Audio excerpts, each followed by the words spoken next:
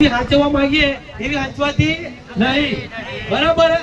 અત્યારે તમે સમજો કે 51,000 ની ધજા બનાવો, 1,51,000 ની ધજા બનાવો, 1,51,000 ની, તો તમે 1,51,000 ની ધજા બનાવતા હોય તો માત્ર 11,000 ની ધજા બનાવો, અને બનાવ્યો હોય તો બહુ 20,000 ની ધજા બનાવો. અને જે બી તમારા યુગમાં ગ્રુપમાં તમારા પૈસા ભેગા થાય એ તમામ પૈસા કિરણભાઈને આલો તો એનો એ પૈસાના મંદિરમાં પૈસા એ તમારા કામ લાગશે.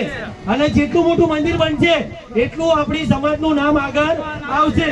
કેમ કે આ એવો પહેલા માણસ છે કે દેવી પૂજક સમાજના કાર્ય કરતા આ આંગળી ઊંચી કરી છે. બાકી હું અનિલ પઢારે હજુ તકી આવો કોઈ માણસ જોયો નહીં, હજુ કરી કોઈ આવો મેં માણસ જોયો નહીં કે દેવી પૂજક સમાજનું કરી, દેવી પૂજક સમાજનું કરી મરવા આગળ દ્વારા. અત્યારે એના હોવ એરિયો થઈ ગયા કિરણભાઈના અત્યારે હોવ એરિયો થઈ ગયા, પણ એના ભલે એના હોવ એરિયો છે પણ કિરણ જાણુના પછાડી એકલી કોટાની હાથમાં એના પસારી હશે. અને એના પસારી આપણી દેવી પૂજક સમાજની દેવીઓ એના પછાડી મોકલવાની છે.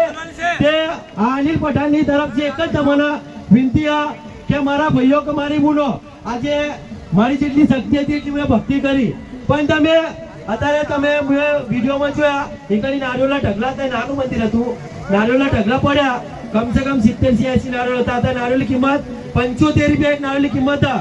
તો તમે 4 નારિયેળ ચડાવતા હોય તો એક નારિયેળ ચડાવો, અને 3 નારિયેળના પૈસા 3 નારિયેળના પૈસા દાન પેટીમાં નાખો. અત્યારે આપણે પૈસાની બહુ જરૂર છે, કેમ કે આપણો સમાજ કોઈ નાનો નહીં, આપણો સમાજ કોઈ નાનો નહીં. આપણો ઘર બહુ છે એવો કે આપણે દેવી પૂજક સમાજ કહેવાય. Hello hello hello hello